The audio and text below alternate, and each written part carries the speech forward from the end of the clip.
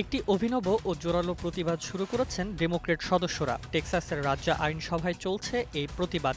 গতকাল মঙ্গলবার হাউস সভাকক্ষে জড়ো হয়ে রিপাবলিকানদের প্রস্তাবিত বিতর্কিত নির্বাচনী মানচিত্র বন্ধ করতে একটি স্লাম্বার পার্টির আয়োজন করেন ডেমোক্র্যাট সদস্যরা। তাদের এই অবস্থানকে ডালায়াসের প্রতিনিধি ক্যাসান্ড্রা গার্সিয়া হার্নান্দেজ গণতন্ত্রের জন্য স্লাম্বার পার্টি হিসেবে অভিহিত করেন।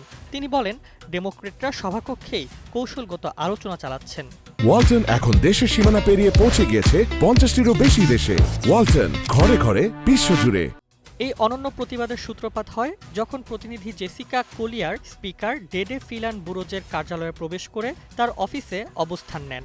সে সময় প্রতিক্রিয়া স্বরূপ রিপাবলিকান নিয়ন্ত্রিত হাউস কর্তৃপক্ষ তার উপর পুলিশি নজরদারি বসায়, যা অন্য ডেমোক্র্যাট সদস্যদেরকে ক্ষুব্ধ করে তোলে।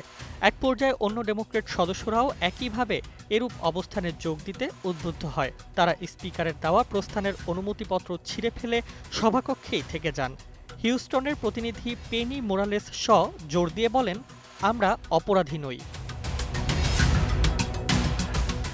অন্যদিকে স্পিকার বুরোজ এই প্রতিবাদকে গুরুত্ব দেননি বলে জানা গেছে। তিনি দাবি করেন, সম্পত্তি কর হ্রাস এবং গত মাসের ভয়াবহ বন্যা মোকাবেলার মতো গুরুত্বপূর্ণ বিষয়গুলোতেই তার মনোনিবেশ রয়েছে। তবে তিনি এও স্বীকার করেন যে হাউসের নিয়ম অনুযায়ী প্রতিনিধি কলিয়ার অনুমতিপত্রে স্বাক্ষর না করে থাকার সিদ্ধান্ত সম্পূর্ণ তার অধিকারের মধ্যে পড়ে।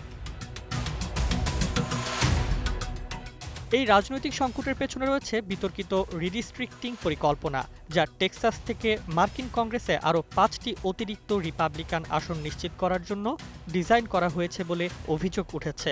গত ৩রা আগস্ট ডেমোক্র্যাটরা এই পরিকল্পনা বন্ধ করতে রাজ্য ত্যাগ করলে রিপাবলিকান গভর্নর গ্রেগ অ্যাবটো নাগরিক গ্রেপ্তারি পরোয়ানা জারি করেন এবং রাজ্য সুপ্রিম কোর্টের কাছে বেশ কয়েকজন ডেমোক্র্যাট সদস্যকে পদচ্যুত করার আবেদন করেন।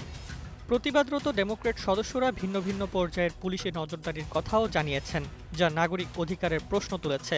অস্টিনের প্রতিনিধি শেরিল কোল দাবি করেন, সকালে হাঁটতে বের হলে তাকে অনুসরণকারী একজন অফিসার গ্রেফতারের হুমকি দেন।